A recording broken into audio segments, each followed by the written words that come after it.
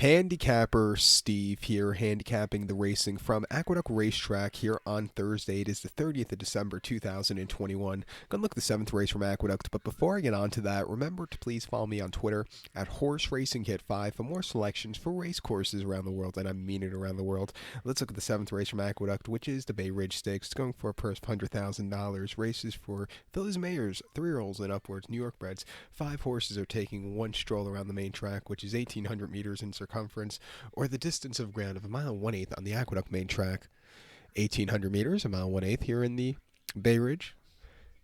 Top selection, I'm going to go with the number 5 horse here, Ice Princess. We'll go 5-1-3-2 in the superfecta. 5-1-3-2 super. Top selection, the 5 horse Ice Princess. This 4-year-old filly by Palace Malice. Danny Gargan trains this one. Jose Lascano gets the mount. The horse's most recent on came 30th of October at Belmont on a sloppy seal going. Mile 16th in the Empire Distaff Handicap. And the horse finished second by 3.5 lengths behind Sharp Star, who really just ran a terrific race. He was running back in this one today.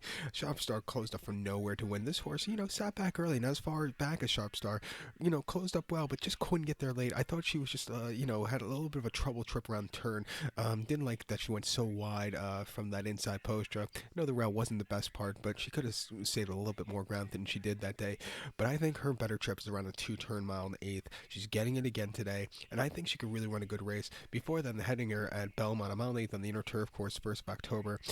They ran her on the turf twice. She's run okay. She placed that day by 3/4 length, but she still could have did a little bit better. Also, she didn't have the best beginnings and best of starts that day. And then her most recent race around 2 turns came on the 19th of August at Saratoga on the slot, mile 8th in Lance race, 103,000, win by 4 lengths from a stalking position. She was a little bit wide and she was drifting late, but that's because she was in front by a whole bunch. That was a very good race, I thought, for her there. And then prior to that at Saratoga, mile 8th Lance race, 103,000, finished third by 5 3/4 lengths, had a horrible trip down the backstretch, which cost her.